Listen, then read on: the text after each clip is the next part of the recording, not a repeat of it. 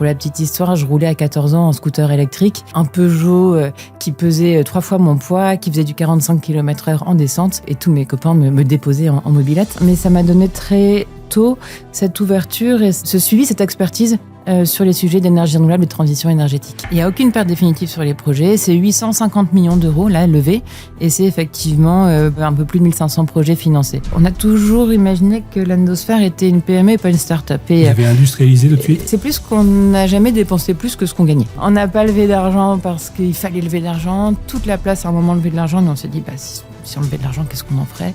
Des pertes. Oui. Et donc, on a été profitable tout de suite. C'est vraiment la raison d'être de l'Endosphère, c'est d'être un outil au service des particuliers pour décarboner leur épargne. Bienvenue sur Show Me the Money, le podcast européen de la finance alternative. Je m'appelle Damien Guermont-Prez, je suis président exécutif de Lemonway, l'établissement de paiement au service des places de marché. Nous allons ensemble tenter de décrypter la finance alternative à travers ceux qui la vivent au quotidien. Vous allez voir, ça bouge beaucoup. Donc, installez-vous confortablement. C'est parti. Bonjour Laure. Bonjour Damien. Cofondatrice de l'Endo Company, c'est-à-dire la fusion de l'Endosphère et l'Endopolis. Exactement. Le leader européen du financement participatif dans l'énergie renouvelable. C'est pas rien. Et c'est la raison pour laquelle je voulais que nous passions une demi-heure ensemble. Merci beaucoup. Alors, si tu veux bien, on va commencer par le début. Tu es originaire du Nord, comme moi. Tu es plutôt littéraire. Cagnes, Hippocagne à Fédère, et puis ensuite Sciences Po Lille. Et tu deviens journaliste. 6 ans. Alors, est-ce que tu peux nous en dire plus sur cette période ?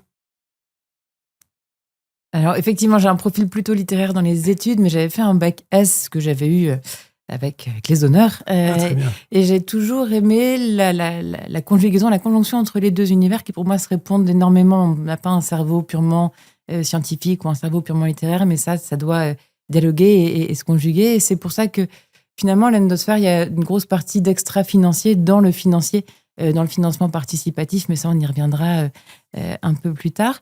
Et donc, effectivement, une enfance dans le Nord, à côté de Lille, à la campagne, une famille d'entrepreneurs, donc un héritage entrepreneurial au sein de la famille, et surtout une famille aussi très pionnière dans le secteur des énergies renouvelables et de la transition énergétique.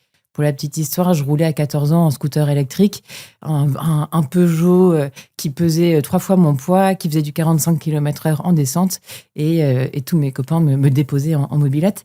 Mais ça m'a donné très tôt cette ouverture et ce suivi, cette expertise sur les sujets d'énergie renouvelable et de transition énergétique. Alors, quand arrive le cadre juridique du financement participatif, en 2014, tu te lances. Vous vous lancez parce que tu n'es pas seul.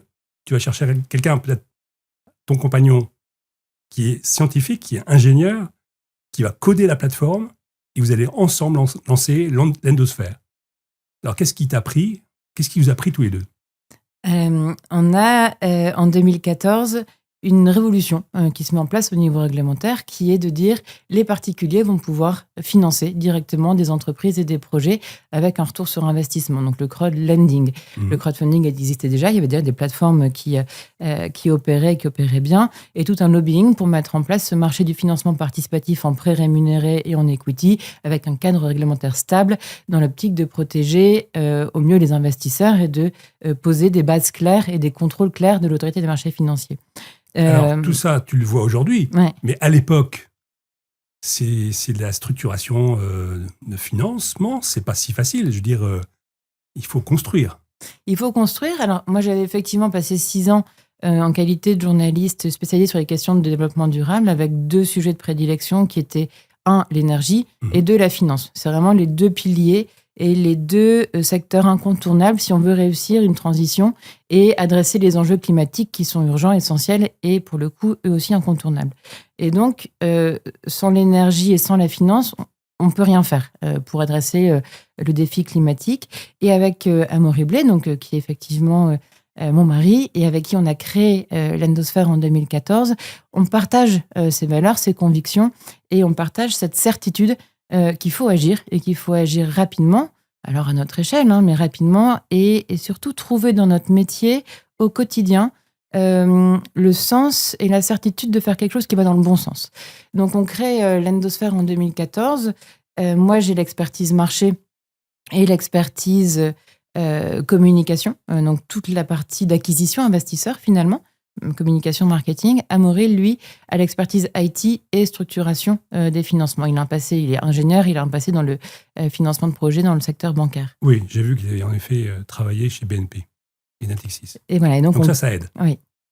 Et alors, vous créez vos locaux, enfin, je veux dire, vous vous installez où? À Paris? Alors, on est tous les deux à Paris à ce moment-là. Donc, on installe nos bureaux.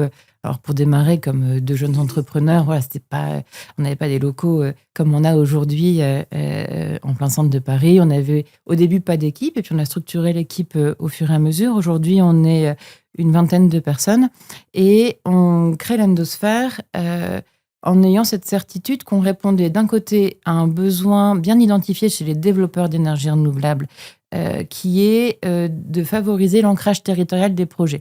Et comment ils peuvent le faire? Ils peuvent le faire soit en apportant des mesures compensatoires, qu'on appelle mesures compensatoires aux collectivités ou aux riverains des projets, mais il leur manquait un levier essentiel. Souvent, ce qui leur était dit sur le terrain, c'est très bien, il y a des retombées fiscales pour la collectivité, mais moi, citoyen, qu'est-ce que je récupère de ce projet? Il n'avait pas d'outils pour répondre à cette attente qui était quasiment systématique sur le terrain. Et le financement participatif leur permet pour la première fois de répondre à cette attente en disant si vous, riverains, on mettra en place une campagne de financement participatif, vous pourrez investir à partir de 50 €, donc même de façon symbolique, et vous pourrez donc récupérer une partie du partage de la valeur de ces projets d'énergie renouvelable. Et ça, c'est un vrai levier d'ancrage territorial et d'amélioration de la perception et de la compréhension des enjeux de la transition énergétique sur le terrain. D'accord. C'était une façon aussi de faire passer la pilule aux locaux ou... On peut le voir comme ça. De toute façon, il faut que cette transition énergétique se passe. Et si c'est autrement qu'au forceps avec des recours qui font qu'on prend 10 ans, 15 ans de recours, de frais d'avocat et de tracasseries juridiques, tant mieux. Si on permet... Alors, il y a plein d'autres leviers. Le financement participatif est un des leviers de la boîte à outils du développeur pour faire un bon projet qui est bien ancré territorialement. Mais en tout cas, le participatif est un des outils qui permet de le faire. Et donc, de faire évoluer la perception qui serait juste une gêne ou un impact négatif en quelque chose d'attractif, de positif et qui ancre le territoire dans l'avenir de la transition énergétique. Et de rentable pour les investisseurs. Et de rentable. Le taux d'intérêt moyen en 2025, c'est un peu plus de 7% par an. Et donc, c'est des maturités moyennes entre 2 et 5 ans aujourd'hui sur la plateforme. D'accord, donc 3 ans par exemple. Alors, c'est pas liquide, il faut attendre la fin. Mais ce qui est exceptionnel chez vous, c'est qu'il n'y a pas de coût du risque. Alors, pratiquement. C'est un produit risqué, on ne dira pas le contraire. Aujourd'hui, on a un track record de plus de 12 ans sur l'Endosphère et l'Endopolis, avec aucune perte définitive à date. Donc effectivement, ce coût du risque aujourd'hui, il est nul, sachant que les performances passées ne préjugent pas des performances futures. Je permets quand même de rappeler que donc, chacune des plateformes, c'est plus de 400 millions collectés, donc 400 millions financés chacune, ça fait 800 millions pour 1600 projets, à peu près à chacune des plateformes, c'est 800 projets. Et tu me dis qu'il n'y a pas de projet en défaut. Il n'y a aucune perte définitive sur les projets. Oui. C'est 850 millions d'euros, là, levés. Et c'est effectivement un peu plus de 1500 projets financés. En fait, ce qu'on fait, c'est qu'on finance des projets d'entreprise. Ce n'est pas des projets de particuliers. Et des entreprises qui sont bien implantées, qui sont des experts de leur secteur, qui savent développer, financer, construire et exploiter des infrastructures énergétiques, des centrales solaires, des parcs éoliens, des unités de réseau de chaleur, de méthanisation, de l'hydro. Et donc, aujourd'hui, c'est des entreprises industrielles qui développent, financent et exploitent des infrastructures renouvelables d'envergure industrielle.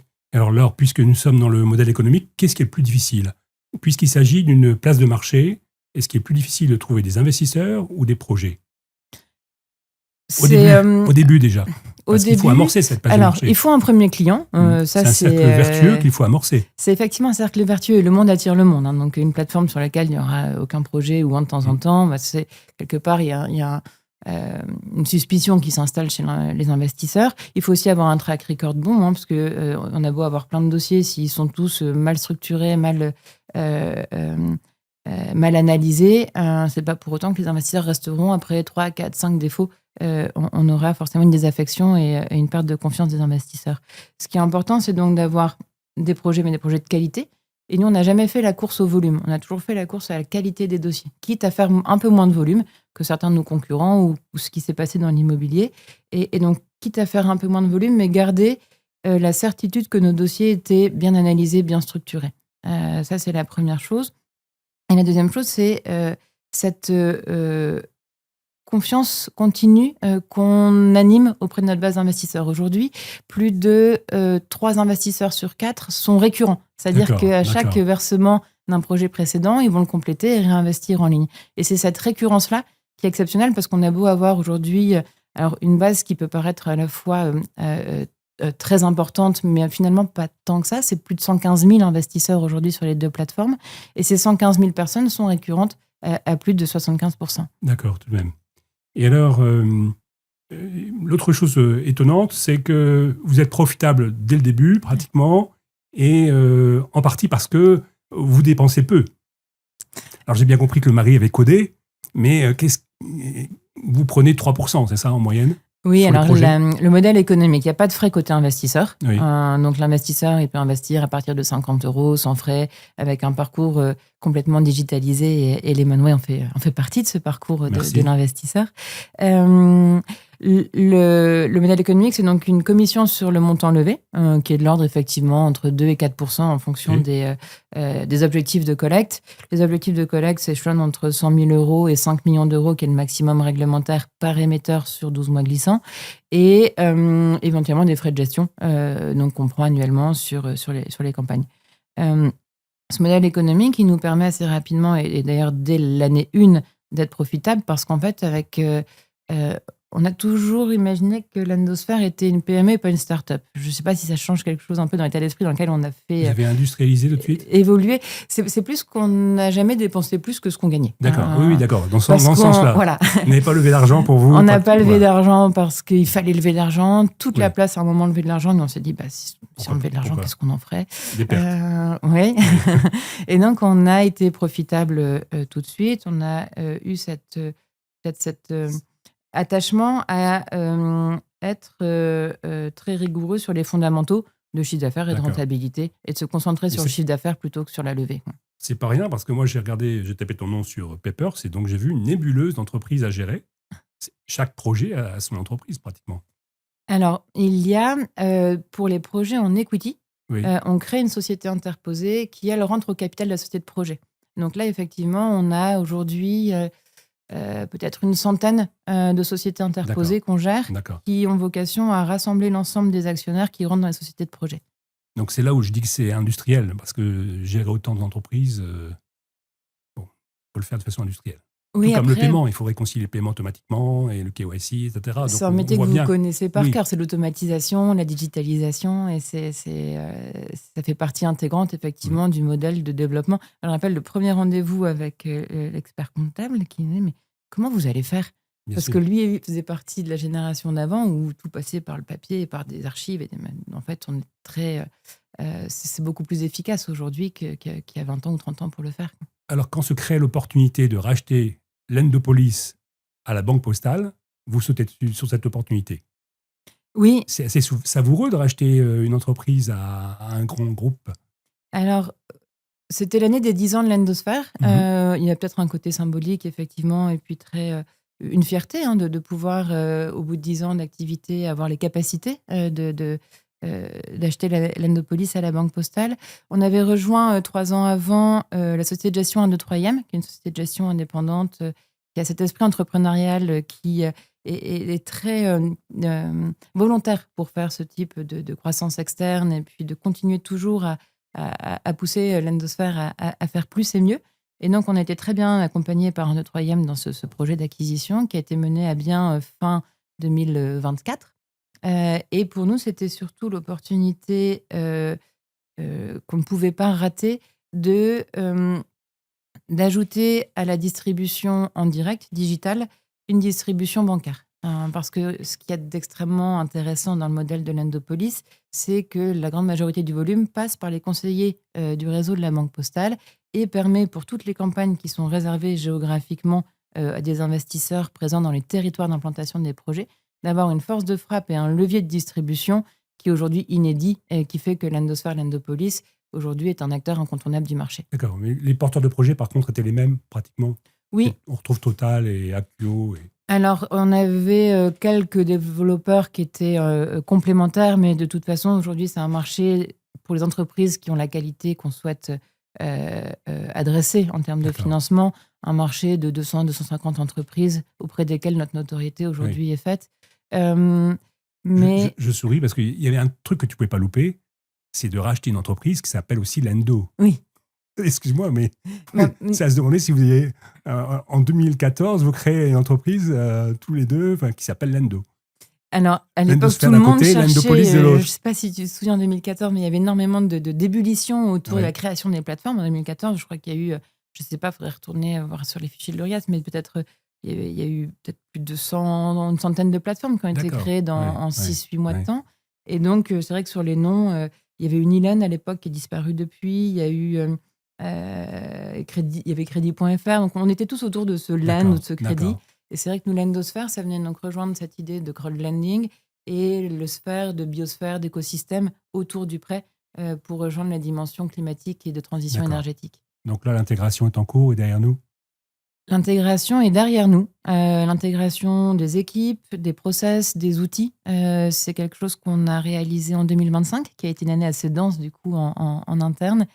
Tout en conservant une bonne croissance de l'activité sur les campagnes et sur le nombre d'acquisitions investisseurs. Et alors la suite, c'est quoi du coup l'international? La suite, l'international a déjà démarré. On a un agrément européen donc, de prestataire de services de financement participatif depuis fin 2023. Vous l'avez passeporté, c'est ça? On l'a passeporté en Espagne, en Italie, en Grèce et au Portugal. On peut expliquer que cet agrément est donné par l'AMF. Donc c'est très sérieux et c'est un cadre réglementaire européen. Oui. Qui s'appelle PSFP en français, prestataire de services de financement participatif, ICSP en anglais. Et ça, c'est un avantage, non? Alors oui, c'est un avantage. Alors il y a eu deux choses. Il y a eu toute la partie de consolidation et de professionnalisation du secteur avec cet agrément, notamment les garanties prudentielles, délais de rétractation, un contrôle de 3 niveaux sur la partie contrôle périodique au niveau réglementaire.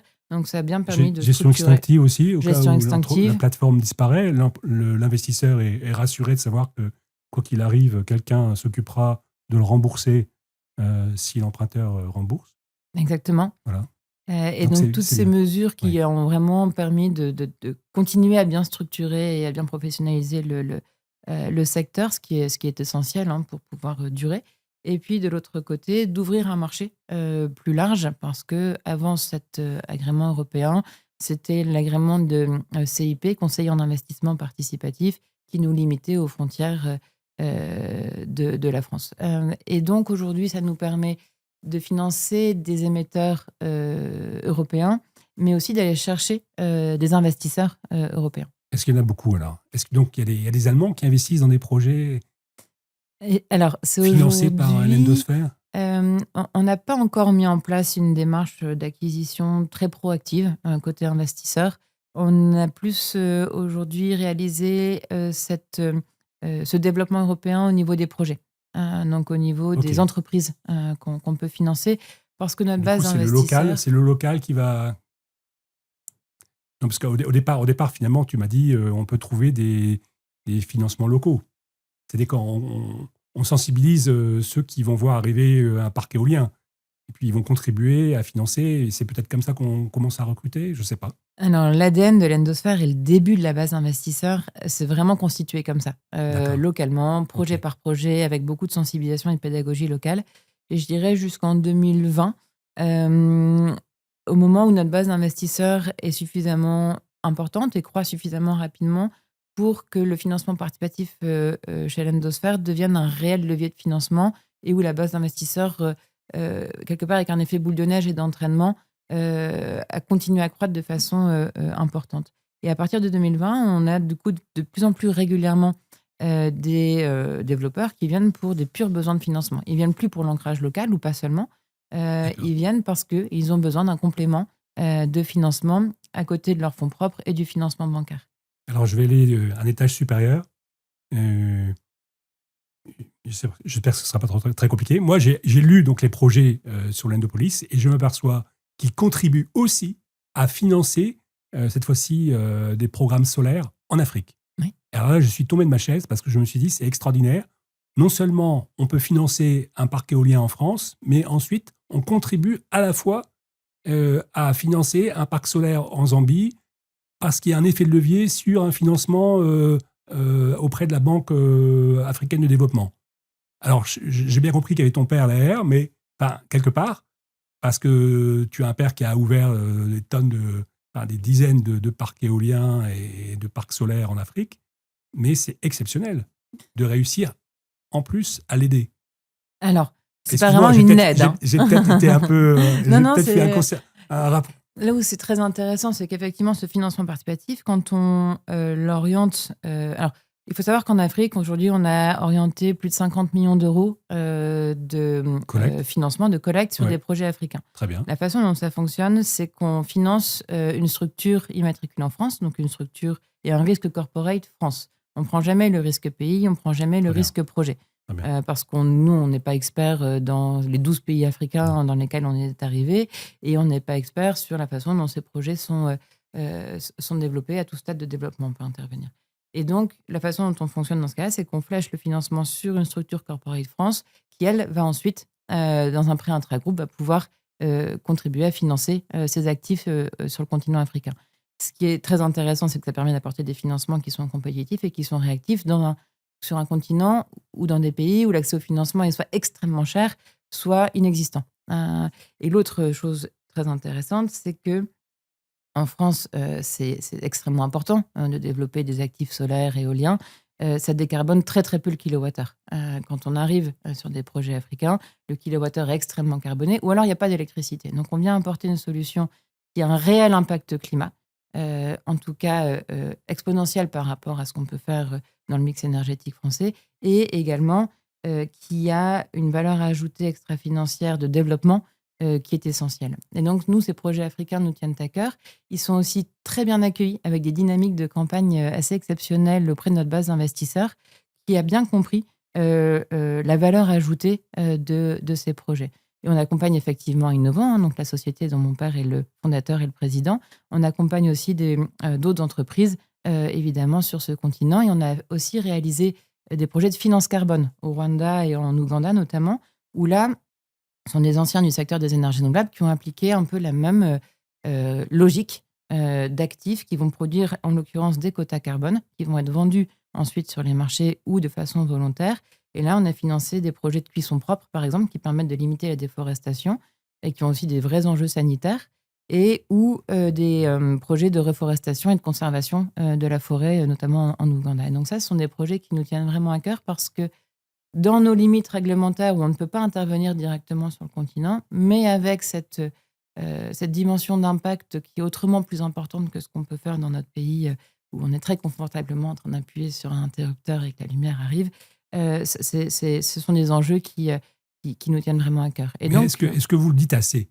Parce que moi, je te connais depuis un certain temps. Il a fallu que j'aille au cœur d'un projet et c'est très bien fait et tu expliques bien en quoi, justement, vous avez mis en place tout ce qu'il fallait comme dispositif pour lutter contre le conflit d'intérêts potentiels. Et ton père explique tout cela, et toi aussi, et c'est très bien fait. Mais ça mérite d'être su. Parce que tu le dis, ta base d'investisseurs le reçoit bien. Oui, alors après, est-ce qu'il y avait lieu de mettre un coup de projecteur supplémentaire sur ces projets-là par rapport aux autres ? On a une logique finalement de distribution qui est la même pour tous les projets. D'accord. Et ensuite, effectivement, on mesure le fait que ces projets-là, au lieu peut-être de faire un peu peur ou de se dire, tiens, si, comme tu le disais, ce conflit d'intérêts, il est très bien disclosé et encadré, mais on n'a pas vocation à mettre plus en lumière un projet qu'un autre. Et je crois que ce serait d'ailleurs malvenu. Oui, c'est pas l'enjeu. Tu as dit autre chose, tu as parlé de dioxyde de carbone. Et quand je regarde ton profil LinkedIn, tu es born in 847. Heureusement qu'on n'est pas à 847, on serait tous morts. On est à combien ? C'est à 480 ou je ne sais plus. Moi, je suis à 337 et on est autour de 420 aujourd'hui. D'accord, ppm. ppm, partie par million. En fait, donc ça, c'est une cause aussi qui te... C'est même pas une cause, en fait. C'est une réalité physique, scientifique qu'on oublie ou qu'on oublie de mettre de façon prioritaire au-dessus d'absolument tout le reste qui devrait guider chaque action au niveau des États, des entreprises et des particuliers. Et c'est vraiment la raison d'être de l'endosphère, c'est d'être un outil au service des particuliers pour décarboner leur épargne. Il faut savoir que l'épargne, quand elle est placée chez un banquier ou un assureur classique, elle va émettre, par l'usage qui en est fait par cet acteur, autant que tout le reste de notre vie quotidienne. Transport, alimentation, habillement et compagnie. Et donc, le premier enjeu, le plus simple à faire quand on est sensible à ces enjeux et quand on a compris leur importance, c'est de juste changer de banque, changer d'assureur ou investir directement dans la transition énergétique. On divise directement par 2 notre empreinte carbone individuelle. Ça milite pour un lendo compagnie qui deviendrait banque. Alors, qui deviendrait banque. En tout cas, on va, d'ici la fin de l'année, essayer d'équiper avec davantage de produits notre base d'investisseurs qui sont aujourd'hui venus pour investir directement dans la transition énergétique en fléchant leur épargne sur les sociétés de projets qui détiennent les actifs, donc qui sont au plus près de ce qu'on peut faire en termes de transition énergétique. Mais ils sont sûrement bancarisés ou équipés de produits tiers. Et donc, nous, ce qu'on souhaite faire, c'est pouvoir leur permettre d'être cohérents sur la totalité de leurs outils et de leurs produits d'épargne et de placement. Et donc, c'est ce qu'on va sûrement annoncer d'ici la fin de l'année. C'est fabuleux d'être aligné avec ses valeurs et de travailler à développer une entreprise qui contribue à tout cela. Je crois que je ne pourrais pas faire autre chose, en fait. Non. C'est ce qui explique le succès. Est-ce que vous êtes tous comme ça chez l'Endo Company ? C'est génial. On a une équipe qui est tellement impliquée, tellement engagée. Par exemple, tous nos événements d'équipe sont végétariens. Il n'y en a pas un qui dit « Ah, moi, j'aurais bien voulu avoir que en train, il n'y a pas d'avion. » Tout le monde, il y a la moitié de l'équipe qui est à vélo, l'autre moitié qui est en transport en commun. Tu es venu au studio en vélo, un gros vélo cargo sans pile. Un gros vélo cargo sans pile que j'ai depuis 10 ans. Non, l'idée, c'est pas d'être non plus moralisateur ou culpabilisant. C'est vraiment pas du tout la façon dont on porte ces messages d'engagement et de conviction. C'est même pas des convictions, de compréhension de l'enjeu climatique. En revanche, c'est juste faire au quotidien le travail et puis et d'avoir au fur et à mesure une équipe qui adhère. C'est plus qu'elle adhère, c'est qu'elle a choisi l'Endo Company parce qu'on était cohérent avec ses valeurs et ses convictions. Alors, ton père, il doit être assez fier de sa fille quand il regarde tout ce que tu as fait depuis 10 ans ou 12 ans. Oui, après, c'est une fierté réciproque. On aurait aujourd'hui innovant et est un acteur assez inédit dans son positionnement dans le secteur des énergies renouvelables en France, avec justement le risque qui a été pris sur ces projets africains. Je crois que c'est la seule PME de son envergure à avoir autant de projets, à avoir développé autant de projets sur le continent. Et avec une belle équipe aujourd'hui de 150 personnes et une boîte qui existe depuis 2000, qui avait mis la première éolienne sur le parking à l'époque, quand on avait le droit d'être plus proche des habitations qu'aujourd'hui. Donc, les chiens ne font pas des chats et il y a évidemment une fierté réciproque, mais j'étais contente de créer une entreprise qui soit indépendante et différente et qui apporte quelque chose de différent. Mais qui contribue. Exactement. Et le mari aussi, Amaury. Donc ça, c'est assez exceptionnel. Mais à la maison, vous parlez encore boulot ou comment ça se passe ? L'entreprise fait partie inhérente de notre couple et de notre vie. Mais non, tout l'enjeu, c'est de savoir effectivement raccrocher les sujets pro quand on passe la porte. Mais c'est surtout une complémentarité des expertises, mais reposant sur des valeurs partagées et communes. Ça, je crois que c'est vraiment la chose qui était importante et essentielle. Et ce que ça apporte à l'entreprise, c'est un actionnariat stable qui n'a pas bougé depuis 12 ans, enfin en tout cas avant qu'on intègre un 2-3 IM, et une gouvernance stable également pour l'entreprise. Toi, tu es présidente, Amaury, DG. Quand vous n'êtes pas d'accord, qui décide ? On finit par être d'accord. Et alors, il n'y a pas tant de femmes que cela, dirigeantes, co-dirigeantes de FinTech. Qu'est-ce que tu dirais aux petites filles qui... Voilà, je ne sais pas. Il y a un vrai enjeu de féminisation du secteur, mais à la fois dans la transition énergétique et dans l'univers financier. Et c'est quelque chose, déjà, ne serait-ce que par le fait de l'incarner, qui montre que c'est possible. Après, moi, je n'ai pas du tout une personnalité ou un tempérament d'influenceuse ou de personne qui aurait envie d'être inspirante sur ces sujets-là. Mais je crois qu'au quotidien, montrer que ça existe, que c'est possible, qu'il n'y a pas de rêves interdits dans ces secteurs, c'est quelque chose d'important. Je parlais de petite fille parce que j'imagine que petite, tu imaginais qu'il n'y a pas de limite. Non, pas de limite. Tu avais des parents qui t'ont inspiré, justement, qui t'ont montré la voie, non ? Vivre dans une famille d'entrepreneurs, ça aide énormément à créer son entreprise. Quelque part, même, ça devient l'horizon logique d'une vie professionnelle. Ça, c'est vrai que c'est une grande chance parce qu'il n'y a pas toute cette appréhension ou toute cette perception disproportionnée du risque. Après, ce risque, il existe. Il y a des entreprises qui réussissent pas. Et nous, on a eu cette chance aussi d'être dans un secteur qui était porteur à un moment où le financement participatif démarrait et d'avoir été toujours stable, constant dans notre façon de fonctionner et dans la façon dont on a créé, développé et porté la boîte. Eh bien, bravo. Merci Laure. Merci Laure Damien. Virag. À très bientôt. À bientôt. Et voilà, c'est terminé pour cet épisode de Show Me the Money. Si le contenu vous a éclairé, partagez-le auprès de ceux ou celles qui pourraient être intéressés et abonnez-vous pour ne pas louper le prochain épisode. À bientôt pour le prochain décryptage.